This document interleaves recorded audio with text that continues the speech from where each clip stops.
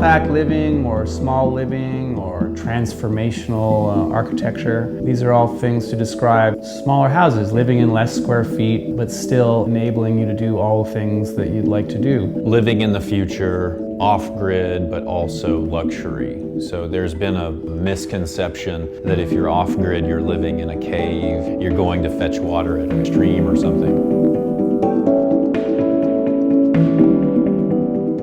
The US in particular, we've supersized ourselves over the last half century. And so we've gone from houses that were around 1,000 square feet in the 50s to 2,700 square feet now with smaller families. And so we have about triple the amount of space that we used to. We're in a pretty dire situation in terms of our emissions and the overall environment, and that we really need to do something about it. And so I'm a huge proponent of off-grid living and really believe that in many, many climates we can go entirely off-grid. Off-grid typically just means that you don't rely on the utility for electricity and the municipality for water. But to us, it means a little bit more. It's about resiliency, it's about being sustainable, and when you incorporate it from the very beginning into architecture, it means having your designs that are not just thinking about active solar and photovoltaics and solar thermal, but also in passive solar so that the building works with the environment and with the climate. And so our premise is it's not really working for us. It hasn't made us any happier. We have way higher footprints and we're spending more money and have a lot more debt. And so compact living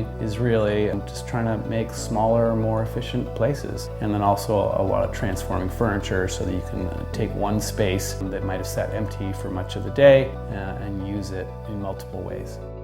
So transforming furniture is furniture that allows you to have multiple functions. One of the examples, Resource Furniture makes these amazing Murphy beds where not only does the bed come out of the wall, but when you put the bed away, there's a table on the other side that automatically folds out. So in these rooms, as an example, we've got a great bedroom, but also an office or a dining table to eat at. So it has multiple functions. The bedroom doesn't just sit as a bedroom and be used only for 8 hours a day, but it can have a whole other function or two.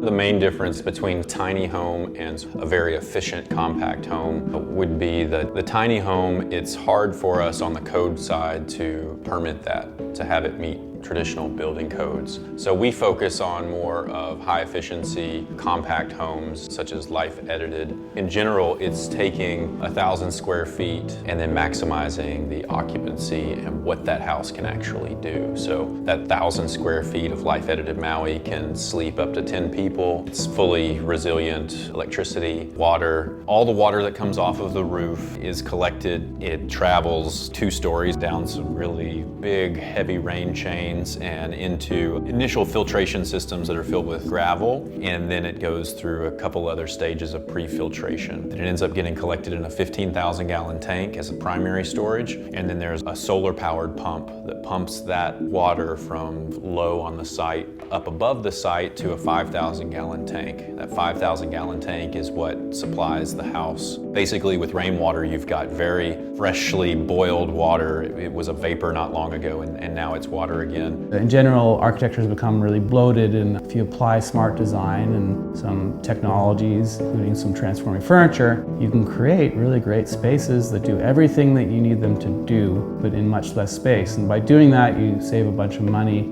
you lower your environmental footprint significantly. LifeEdited MAUI is an example of that. It's a 4-bedroom, 2.5 bath in 1,000 square feet, equivalent to a house at least twice its size. Everything that we need to do to circumvent catastrophic climate change or these issues that are going to arise, we already have. Like, it's already here. They say, oh, well, we need to do this within 20 to 40 years. It's like, well, we could do it within a couple of years. Happiness flatlined since the 50s, and we have way bigger footprints and a lot more debt. And so our solution to that is to apply smart design, technology, and a little behavior change to create smaller, smarter lives.